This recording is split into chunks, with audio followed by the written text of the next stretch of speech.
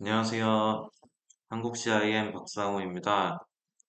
오늘 소개드릴 내용은 그리드 기반으로 이제 기둥을 배치하는 걸 작업을 이제 해봤습니다. 떤 내용이냐면 어, 지금 뭐 예를 들어서 지금 샘플로 지금 작업이 되어 있는 건데 이렇게 그리드가 이제 격자형으로 작업이 된 게 아니라 이렇게 방향이 다 다른 기둥이, 그러니까 그리드가 배치가 됐을 경우에, 어, 이제 기둥을 배치를 하려고 하는데, 기존의 기둥을 하나를 꺼내서 배치를 해볼게요. 하나를 배치를 해보면은, 예를 들어서 지금 이런 격자에다가 지금 기둥이 이렇게 배치가 된다고 했을 때, 사실 저는 이 기둥을 이런 방식이 아니라, 이렇게 그리드에 맞게 이제 작업을 이제 하고 싶겠죠. 이렇게 작업이 되게 될 텐데, 이렇게 그리드의 방향이 다 제각각 다른 경우에는 뭔가 이렇게 한 번에 작업을 하기가 힘듭니다. 손수 작업을 해야 되는 부분이 있기 때문에 그런 부분을 좀 해소를 하고자 지금 다이나모로 좀 작업을 해봤고요. 일단 돌리고 나서 좀 코드를 간단하게 설명을 드릴게요. 일단 코드 전체 길이는 한 이 정도, 이제 짧죠. 이 정도밖에 안 되고, 요 안에 일단 인풋으로 되어 있는 거는 이렇게 패밀리 타입이랑 이렇게 레벨을 설정을 해야 합니다. 일단 실행을 누르고 나면 기둥이 이렇게 그리드에 맞게 지금 배치가 된 거를 확인을 할 수가 있습니다. 좀 코드를 하나씩 좀 살펴보면, 어, 먼저 첫 번째로 지금 프로젝트에 들어가 있는 그리드 카테고리로 지금 모든 그리드를 지금 가지고 왔습니다. 지금 뭐 눈치채셨을지 모르겠는데 지금 X와 지금 Y로 지금 제가 구분을 해서 지금 작성을 했죠.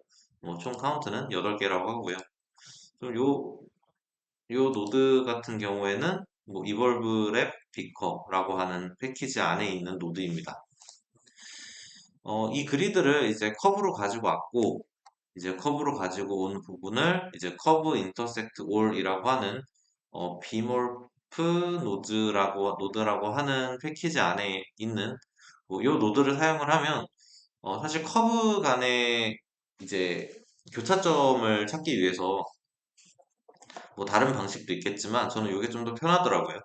그래서 이 방식을 이 노드를 좀 사용을 해도 좋을 것 같아요. 어쨌든 이 노드를 사용을 하면 이제 교차점이 더 나오게 될 텐데 지금 요 화면에 보이는 지금 뭐 겹쳐져서 잘 보이지도 않는 것 같은데 지금 요 교차점에 지금 파란색 점이 찍혀져 있습니다. 총 11개의 포인트가 찍혀져 있고요. 자, 그 다음에는 이제 패밀리를 먼저 배치를 해야 되겠죠. 먼저 패밀리를 배치를 해야 될 텐데 패밀리를 배치를 하는 방식이 패밀리 인스턴스 바이라고 치면 인스턴스 바이라고 치면 몇 가지 패밀리가 나오는데 저도 처음에는 요 노드를 가지고 이제 많이 사용을 했었거든요.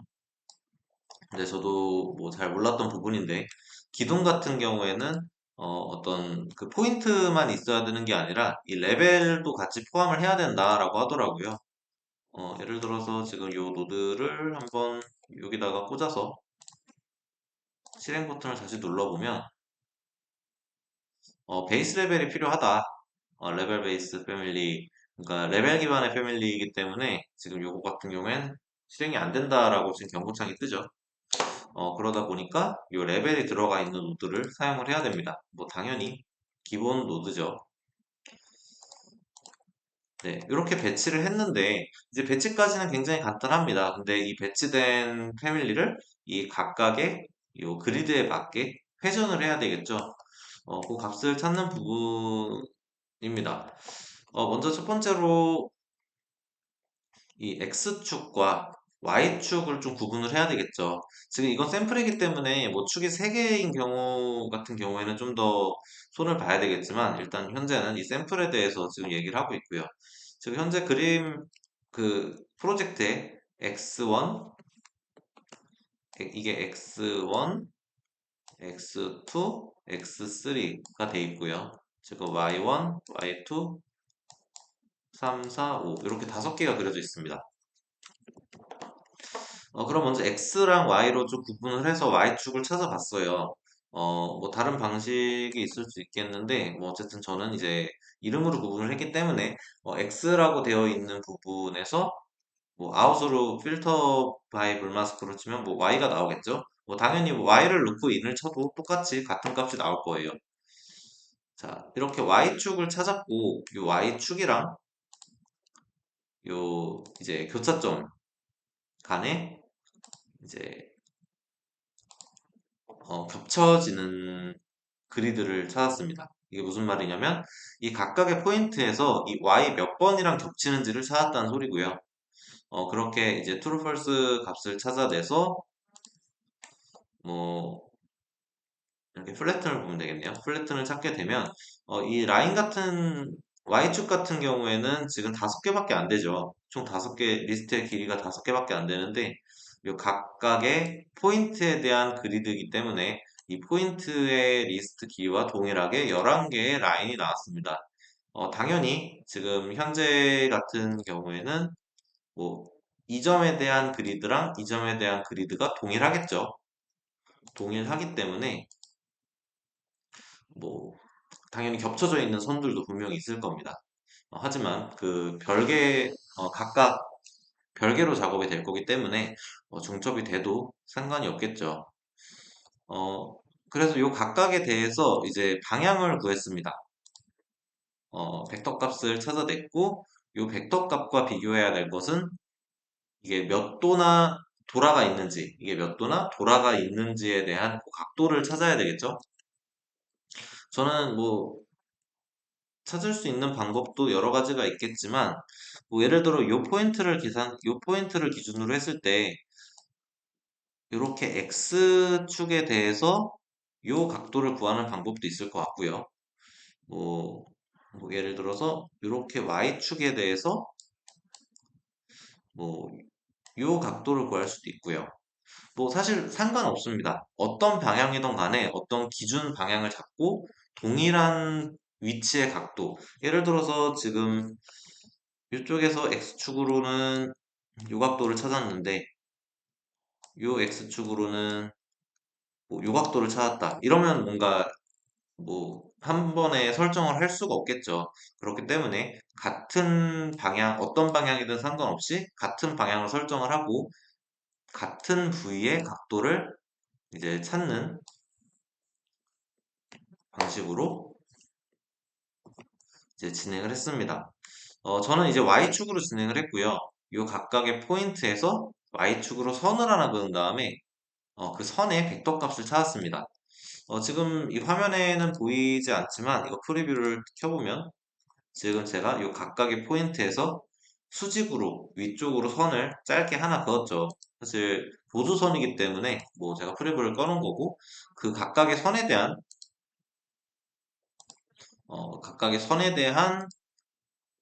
이제 이 벡터 값을 찾았다라고 생각을 하시면 될 것 같고요. 자, 그 두 개의 벡터의 방향을, 그러니까 각도를, 사이의 각도를 찾았습니다. 자, 먼저 첫 번째 값만 한번 살펴보면, 지금 0번 포인트가 지금 요점이죠. 0번 포인트가 요점이기 때문에 요 점에 대한 정보만 한번 확인을 해볼게요. 자, 일단 첫 번째가 141도가 나왔어요. 아마도 지금 요 각도인 것 같습니다. 90도는 넘어가는 것 같으니 이제 141도가 요 각도가 되게 될 텐데 자 지금 제가 선을 좀 짧게 긋긴 했지만 제가 스타트 포인트를 요 교차점으로 잡았기 때문에 지금 요 점이 이제 스타트 포인트가 되고 요 끝점이 이제 엔드 포인트가 될 겁니다. 그렇기 때문에 제가 벡터 값을 찾은 그 벡터는 이 위쪽 방향으로 방향을 가리키고 있을 거예요. 자, 그러면 요 그리드의 벡터 값도 한번 볼게요. 어, 지금 먼저 커브 중에서 요 선이죠. 제가 한번 요 라인, 뭐 그럴 필요 없이 엔드포인트 값 하나만 찾아볼게요. 엔드포인트 값을 찾아보면은, 자, 이쪽이 엔드네요. 여기가 스타트고 엔드. 자, 그렇기 때문에 결국에는 스타트에서 엔드로 가니까 요 방향과 요 방향 이겠죠. 여기가 스타트, 엔드. 그렇기 때문에 요 각도를 저희가 찾을 수 있었던 겁니다. 자, 근데 조금 이상한 부분이 있습니다. 지금 모든 부분이 다 아래쪽에 엔드 포인트죠. 자, 지금 요 살펴보면 141도, 155도, 175도. 자, 141도, 155도, 175도. 다 맞는 것 같죠? 다 맞는 것 같은데, 요 다음 거에서 좀 문제가 생기더라고요. 자, 그 다음에 166도, 148도. 자, 166도, 148도가 나옵니다.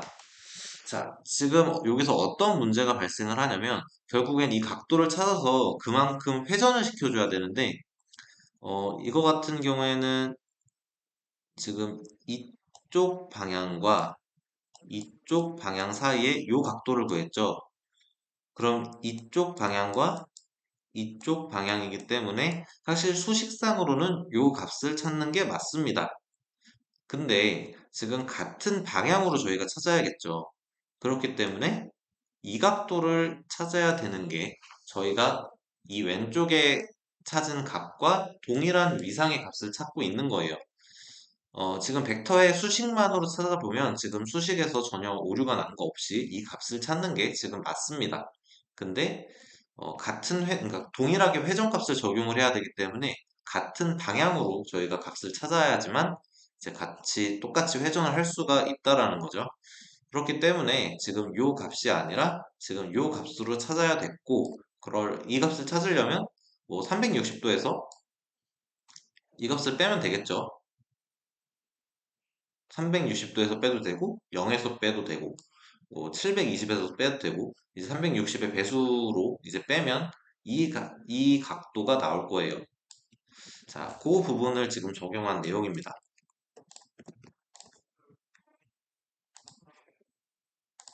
왜 코드가 안 나올까요? 아, 네. 자, 그 부분이 지금 벡터 x가 음수인 그러니까 벡터의 x가 음수라는 건 이제 여기가 스타트 포인트고 이제 엔드 포인트라고 했죠. 방향이 이렇게 수직이라고 생각을 해주세요. 수직이라고 했을 때 이쪽으로 가면 제가 x가 플러스고 이쪽으로 가면 x가 마이너스죠. 그러니까 이만큼에 해당하는 거에 대해서는 동일하게 오른쪽에 대한 값을 찾을 거예요. 근데 이만큼에 대해서는 이 왼쪽의 값을 찾겠죠. 그렇기 때문에 이만큼의 지금 오차가 생기는 겁니다. 이만큼의 오차가 생기는 겁니다. 자, 그렇기 때문에 지금 저는 이 조금 전에 요 그리드의 벡터 값에서 벡터 x 값만 찾아서 이 값이 0보다 작은 값에 대해서 만약에 0이라고 하면 동일하게 180도가 나오겠죠, 당연히. 자, 요 값만 찾고 이 전체를 이제 0에서 뺀 값에 대해서 이제 인덱스 값을 찾았고요. 인덱스 값이 지금 3번, 4번, 9번, 10번, 3번, 4번, 9번, 10번이 지금 다른 것들과 반대의 각도를 찾고 있는 거죠. 그렇기 때문에 이 인덱스에 대해서 이 값으로 이제 리스트를 이제 바꿔줘라 라고 하는 이 노드를 사용을 했고요. 지금 제가 작업하는 거랑 지금 녹화하는 거랑 지금 환경이 달라서 뭐 아키 랩.net이라고 하는 패키지 안에도 해당 노드가 들어가 있고요. 저 같은 경우에는 지금 클럭웍이라고 하는 패키지 안에 있는 노드를 사용을 했습니다. 뭐 동일하고요. 기존 이 노드를 왜 사용을 했냐면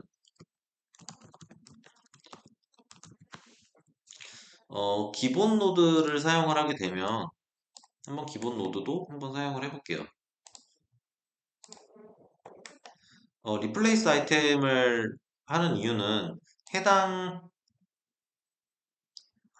아이템 인덱스 해당 인덱스에 해당 아이템으로 변경을 하기 위해서 저희가 사용을 하는 건데 이렇게 되면은 뭐 이런 식으로 지금 값을 이제 아웃풋을 내거든요.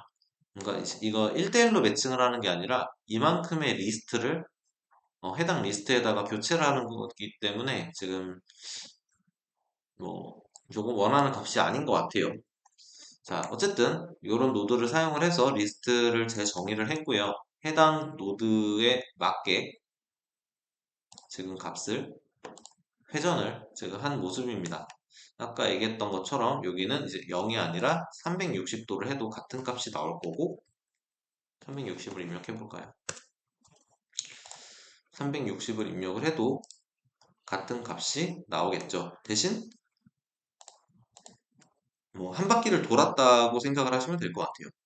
뭐 0이든 360이든 720이든 뭐 두 바퀴를 돈 거겠죠. 어쨌든 다 같은 값이 나온다. 자, 이런 방식으로 요 그리드에 맞게 회전을 기둥 패밀리의 회전을 진행을 했습니다. 자, 그럼 여기까지 하겠습니다. 감사합니다.